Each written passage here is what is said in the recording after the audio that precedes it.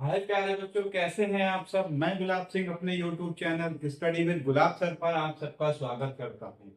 जैसा कि आपको पता है कि हम अभ्यास 1A कर चुके हैं और आज अभ्यास 1B को समझने का हम प्रयास करेंगे।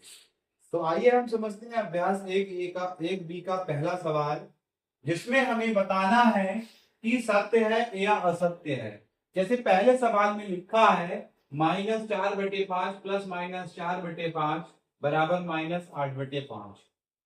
इसमें लिखा है कि जब एक जैसी संख्याएं होंगी और उन दोनों को जोड़ेंगे तो उसका डबल देगा। 4 में 4 जोड़ेंगे तो 8 हो जाएगा। इसीलिए ये स्टेटमेंट कैसा हो गया, सत्य है। अगली संख्या लिखी है -6/5 प्लस 6 परिमेय संख्या नहीं है। देखो प्यारे बच्चों, मैं आपको बता दूं कि दो परिमेय संख्याओं को अगर हम आपस में जोड़ेंगे तो उनका योगफल भी एक परिमेय संख्या होगा। इसीलिए ये स्टेटमेंट भी गलत है, असत्य है। दो परिमेय संख्याओं के जोड़ने का क्रम बदलने पर योगफल वही रहता है, ये बात सही है। योग का क्रम विनिमय नियम, अगर 2 + 3 = 5 होता है तो 3 + 2 = भी 5 होगा। इसी सिद्धांत के अनुसार यह बात सही लिखी गई है। तीन परिमेय संख्याओं का योगफल परिमेय संख्या नहीं होती। मैं आपको बता दूं, आप कितनी भी परिमेय संख्याएं जोड़ लीजिए और उनको जोड़ने के बाद जो योगफल आएगा वो भी क्या होगा, एक परिमेय संख्या होगी। तो इसलिए ये स्टेटमेंट क्या है, गलत। ठीक है, तो इस तरीके से ये पहले सवाल के सारे सवाल हो गए। ठीक है, इसका आप स्क्रीनशॉट लीजिए।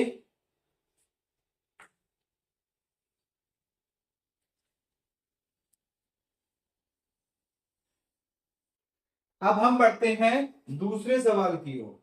दूसरा सवाल है, निम्नांकित परिमेय संख्याओं को जोड़कर बताइए कि योगफल परिमेय संख्या है अथवा नहीं है। यानी कि इन संख्याओं को हमें जोड़ना है। तो -3/4 + 3 कुछ नहीं है हर में, तो एक लिखेंगे। एलसीएम आया 4, -3 + 3 × 4, तो ये हमारा हो गया -3 + 12/4, यानी कि ये हमारा हो गया 9/4। ठीक है, तो ये कैसा है योगफल, योगफल परिमेय संख्या है, परिमेय संख्या है। अब इसको हम जोड़ेंगे, -1 + -2/3, तो -1 + -2/3, तो ये हमारा माइनस ही हो जाएगा, -2/3। एलसीएम लेंगे तो ये हमारा आएगा 3, -3 -2 -5/3। तो इसमें भी क्या लिखेंगे, योगफल परिमेय संख्या है। ठीक है, इसका भी आप स्क्रीनशॉट लीजिए।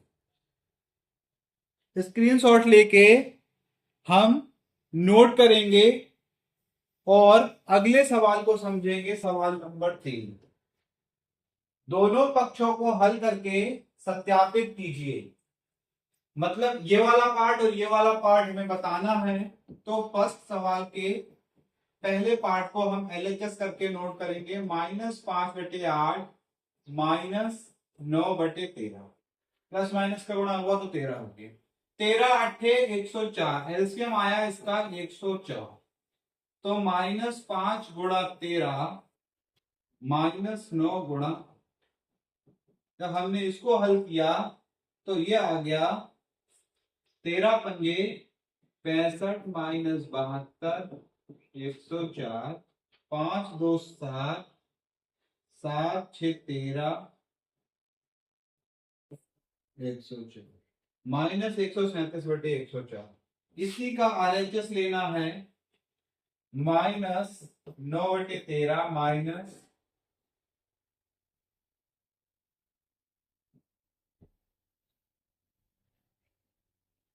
5/8, 13/104 माइनस 72 माइनस 65, तो ये आ गया हमारा माइनस का 137/104।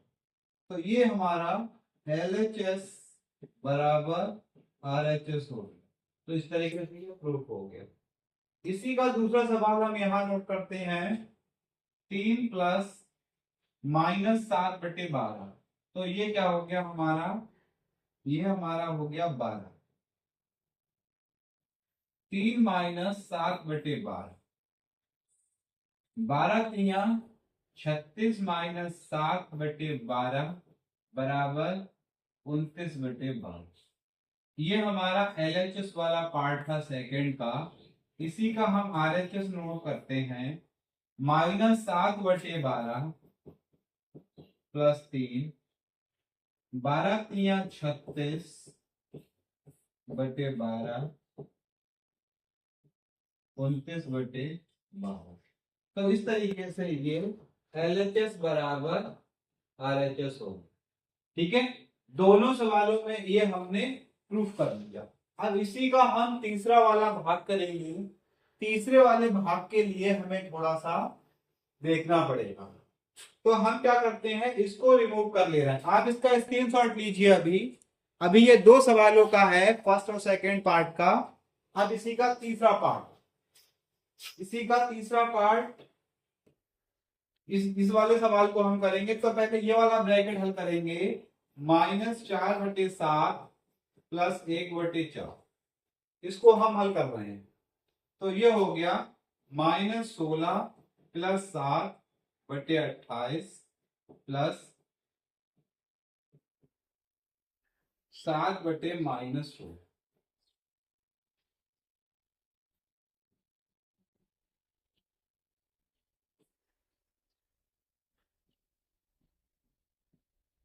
Plus minus minus 7/0। तो ये हमारा आ गया 16×7=112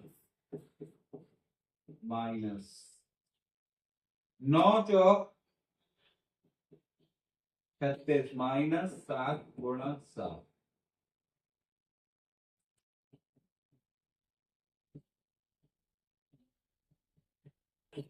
9×6=15, 4×3=7=8 माइनस 85/112।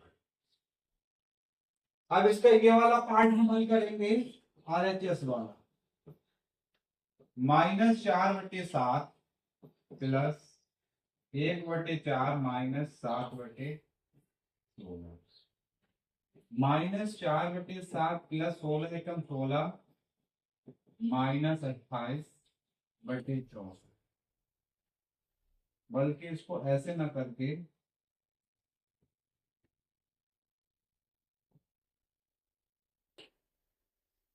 एलसीएम आया 16, 4 माइनस 7 -4/7 प्लस -3/16, -4/7 -3/16,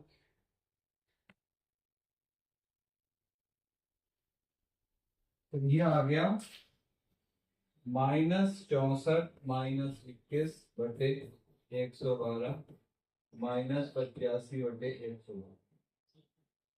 LHS बराबर RHS।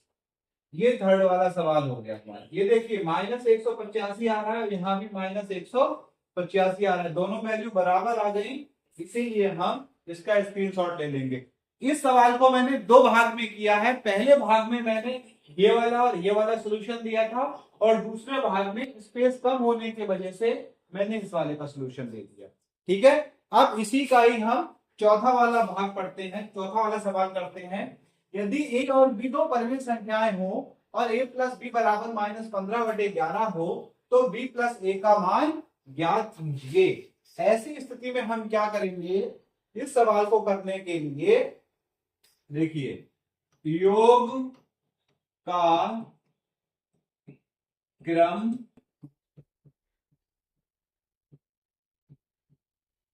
विनिमय नियम a प्लस बी बराबर -15/11 है, तो b प्लस a बराबर भी -15/11 होगा। यही इस सवाल का क्या होगा, आंसर होगा। सवाल नंबर 5, रिक्त स्थान की पूर्ति कीजिए। ये संख्या है, ये नहीं है, तो इसमें क्या आ गया 5/-11। ये -10 है, -10 है, 5/6 नहीं है, तो ये क्या आ गया 5/6। ठीक है, रिक्त स्थान की पूर्ति हो गई। सवाल नंबर 6, निम्नांकित को योग की संक्रिया के प्रगुणों का प्रयोग करके हल कीजिए। ठीक है, चलो करते हैं इसको भी। ये देखिए 3/7 प्लस इसको हल किया -5/14 -11/14, तो ये आया 3/7 प्लस -5 -11/14, 11×5 = 16, 3/7 प्लस -16/14, 2/16, 2×7 = 14, 3/7 -8/7, तो 3 - 8/7 5/7। ये इस सवाल का क्या हुआ, आंसर हुआ। अब ये वाला सवाल कर लेते हैं हम। इस वाले में थोड़ा सा ध्यान देंगे।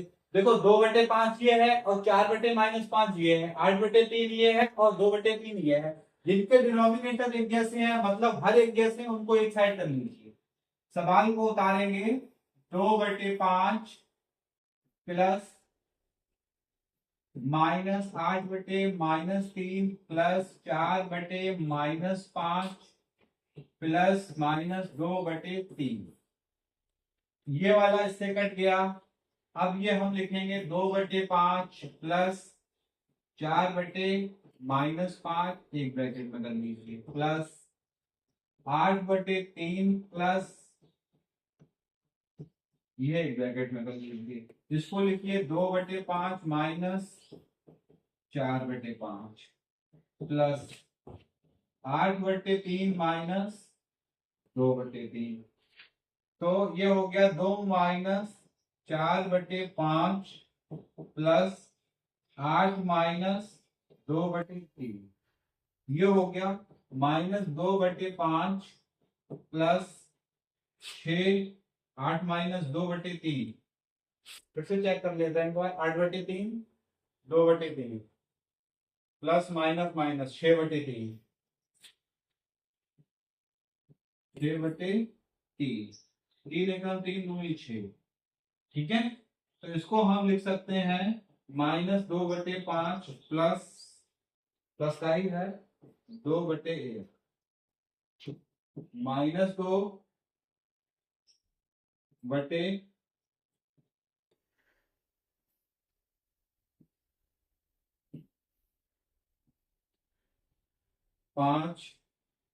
प्लस के 10, 8/5। ये इसका आंसर हो गया, ये 2/10।